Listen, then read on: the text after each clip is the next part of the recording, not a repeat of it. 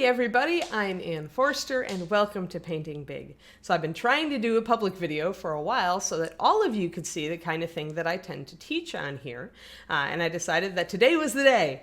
So we are getting an eyeball video for all y'all to follow along with. And we're going to be using a tiny model. We're going to be doing a 28 millimeter, one of the Dungeons and Doggies figures. So we're going to just dive right into that. Here we go. All right, here we are with Minicam, and here we are with Freya, the German Shepherd. I actually used her for a painting small details video for my $2 backers not long ago. So here she is. We're going to do her tiny little eye. We're actually going to do it like I would do a human eye, and then I'm going to paint it like I would do a dog eye. So she's got absolutely ridiculously small eyeballs, and actually you can kind of see the eyelids even sculpted in there. Now, when that's done, and you're like, oh my God, eyelids, we don't need that. I just need it big enough to paint an eye. You can absolutely get around that by just painting over the eyelids, making them essentially the line around the eye. We kind of call that kind of resculpting the eye with paint. So here we are, and hopefully you guys can see. There we go. Can you see that she's got a tiny little eye, and then she's got an upper and lower eyelid? All right, so I'm probably going to paint over that whole area. And I'm using walnut brown, thinned down. It's probably about 3 drops walnut to 1 drop water. I want it to be a solid color, but I want it thin enough to come off of my brush well. Essentially, if you try to paint and you're finding that the paint does not come off of your brush very well, especially if you're using a thinner brush like I've got here, what you've got to do is just thin your paint just a little bit more. Essentially, you're just not getting that capillary action going. So if I just wanted to do her eyeball, you can see now that her eyeball is absolutely tiny and that we really need a little bit more than that. So we're going to actually paint in a bit more. Let me re-wet my brush. I rinse my brush an awful lot because I like it to keep a nice tip and I reload it an awful lot because I like to give it a nice tip, and I like the paint not to glob up in the brush. So I'm going to make the eyeball a little bit bigger by painting a little bit over that lower eyeball. There we go. And I always paint in the eye socket dark. When you're doing a very small detail, like an eye, and I covered this actually over the fine details thing as well, you always want to surround your small detail with a dark color. If it is a light detail, like an eyeball is going to be white, right? And these little pouches back here that were green. You want to surround them and outline them with dark color. Now, if you're doing the opposite and the area around the detail is going to be very dark, then I might go with actually outlining it in white or underpainting it in white. But for now, her face will be relatively dark. So we're going to outline this and we're going to go white with the eye. My white is pretty thick. It's actually about a 3-to-1. Pure white, 90-39 to water. I want it to be solid because I don't want to have to paint over this eyeball white more than once, okay? That makes sense to y'all? You don't want to actually have to paint it more than once. So here's my brush I'm using. It's my Da Vinci Maestro Series 10 size 1. I'm going to squeeze the liquid out of it with my hand. I'm not going to dab it off on a paper towel because I want the brush to actually still have a little bit of dampness in the bristles. This is going to help keep my paint from drying out when I'm applying this tiny bit of white. So I'm only going to load my brush about that much, and then I'm going to take it off. I'm actually going to wipe almost all of that off. I want it, this is why I thin my paint just a little, because I want it to be like that. I want that razor tip, right? You got to really get it.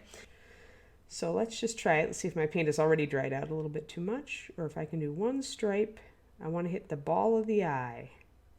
Ooh. So I've got it, but I've got only a very tiny bit of it. And I've got the original eye, essentially. It's picked up on the ball there, but putting a pupil in there is going to be really impossible unless I artificially paint the white a little bigger. If you have a tiny eye like this and you don't want to enlarge it, then the best thing to do is to put the eye looking one way or the other so that you only have to leave a tiny bit of white on the edge. And the other thing you want to keep in mind when doing an eye that is this small is you got to use pure white for it. For a much more realistic effect, most eye whites are actually a pale gray. And with larger models, you can do that. But with little tiny things like Freya here, it's just not going to work because you've got so little room. You need all the contrast you can get. So go for pure white. I'm going to actually turn her upside down. When you're building brush control, try to always keep your hand in a natural position and move the model around. I actually have a video on that. Earlier this year, I did a video on building. Yep, see, my paint has dried out a bit on my brush. Reload. I'm going to make sure to squeeze some of the water out with my fingertips, but I'm going to leave a little water in. This should be enough. I usually use the crease in my hand for this, but I want to show you guys. So, okay, so I'm just kind of retipping it, and I'm leaving some water in the brush. It's actually on my hand. You can see the water. So, want to retip it. Good. Dip it in the water. Dip it in the white paint. Clean most of the white off. And then we're not going to talk. We're actually going to paint. That's why I was talking too much. So, you can paint on the exhale.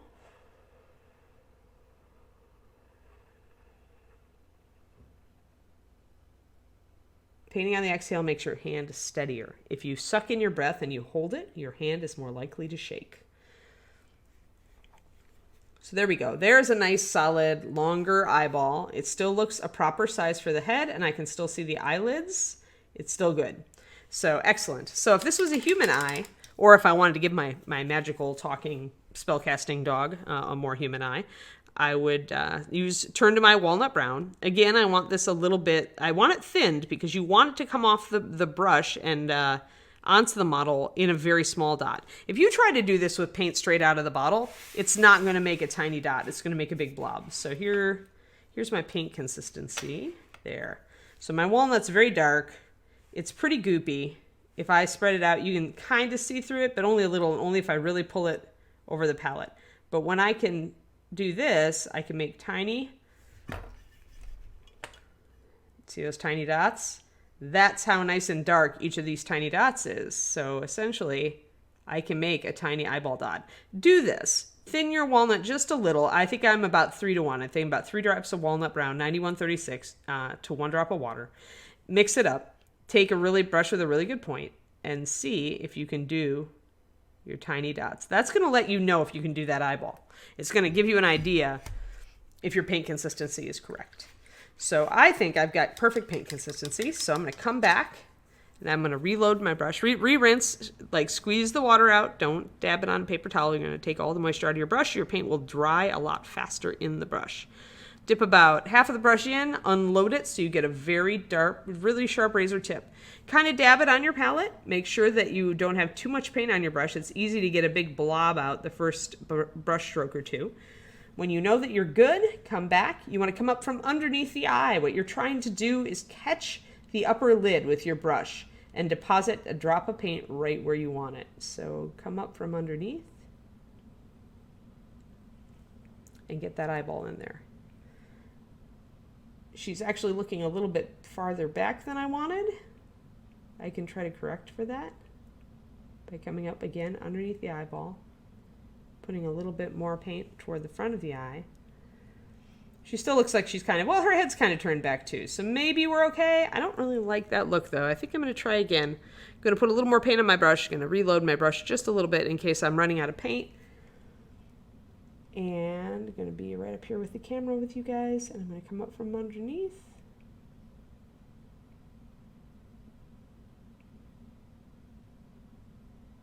There. So I pretty much lost the white of the eye toward the front of the eye, but it does mean that she is definitely looking toward the front now. Let's see if I can get her in focus. It's really hard to do these little minis on these cameras, but that's about right. Now, the other thing I can do is I can outline the eye a little bit more. I might have lost my upper edge of dark. That could be why it's getting hard to read the eye here. Let's see here. Let me see if I can.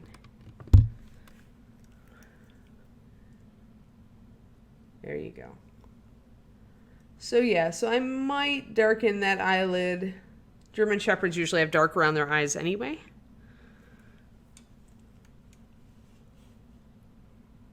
So I could put in dark. The thing is, it's going to be the same color as my walnut. So I might do that upper lid a little bit better.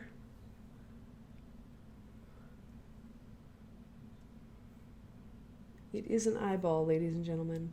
It is an eyeball. It's a very tiny eyeball. Let me actually try to outline the eye with a lighter color as if she's like a husky or something. And maybe that'll make it show up a little bit better. Let me grab some of my original brown I was using, except a little lighter. And see if I can give her an eyebrow.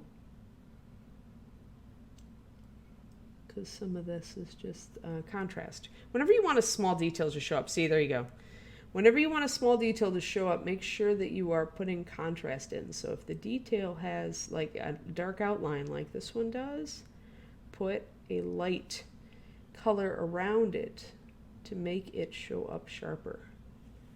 So if I highlight her eye around, then you can see the eye a little bit better.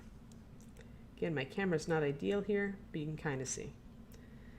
The smaller we get, the harder it is for the webcam to adjust to these little 28s. That's why a lot of people who paint on video will use a slightly larger model, because it's easier to show you guys what we're actually doing. So there is Freya. She is looking to the front. I am wondering if I could put a little bit of color in that eye. Probably don't have the room, because this is truly a tiny eyeball. There, you can see her eyeball now. She's looking toward the front. Yeah, when you've got this little tiny eyeball, it is just easier to just keep the white toward the rear of the eye or toward the direction that the model's not looking. So there we go. There's a nice short video for you guys. And Freya has an eyeball. Yay. And this is how I tackle pretty much everything. It's like when you've got a small detail, go for contrast. If you can't see it, then ask yourself, is the detail, like in this case, the lining around the eye is dark. So I needed to go lighter with the fur. And the lighter I go with the fur and the darker I go with that lining around the eye, the more that eye will stand out. You don't want to omit that dark line around the eyeball. Although if you are working with a very light colored skin tone, for example, or fur tone, you can go with something lighter than walnut. Like I might go for russet brown, I might go for more of a medium brown of some sort, maybe chestnut brown or earth brown. Earth brown might be a good one because it's kind of neutral, to do that line around the eye if I was working with a very fair skin tone. But even then, sometimes it can just be better to use brown liner and thin it down in that case, so you get a lighter line, but it's still pretty dark. Because if it's a very small detail, you're still going to want that contrast. Even though it looks cartoony, a lot of times that's what we're going for in these little figures. I mean, you can see all the sharp outlining here on Freya that I did with a brown liner wash during my other video. And it brings all the details out. And you need that with a 28mm model. They're not big enough to cast their own shadows. They're not big enough for this stuff to show up just under regular lighting. They need our help with contrast in order for all these small details to pop up. So you gotta go dark with your darks and you gotta go light with your lights when you're working on a 28mm scale. All right, there you go, guys. There's painting an eyeball with Freya. Honestly, I don't know honestly if I would do her with a dog eye at this point, because their eyes are so tiny that I don't know that a brown eye would actually show up. So I might actually just leave the whites and leave it like that. With a bigger eye, you can use, I like to use 9071 chestnut brown, which is kind of a burnt sienna color, but it's also really good for amber eyes on animals. So this is what I typically would use if I was going for a filled in brown eye, and I would still use walnut for the pupil, and I would still line with walnut. So there you go. Hopefully that helps you with your eyeball endeavors. Hopefully it helps to know you're using usually a 3-to-1 paint to water consistency. If you want, you can add a little flow improver, though all Master Series paint has flow improver already added. You want to line around with a dark color. You want to go in with the white across that dark color and then come in from underneath. Let the brush catch that eyelid, that sculpted eyelid, to help you position your eyeball. All right. Awesome. Thanks, guys. I hope you had a good time. And this is Anne signing off.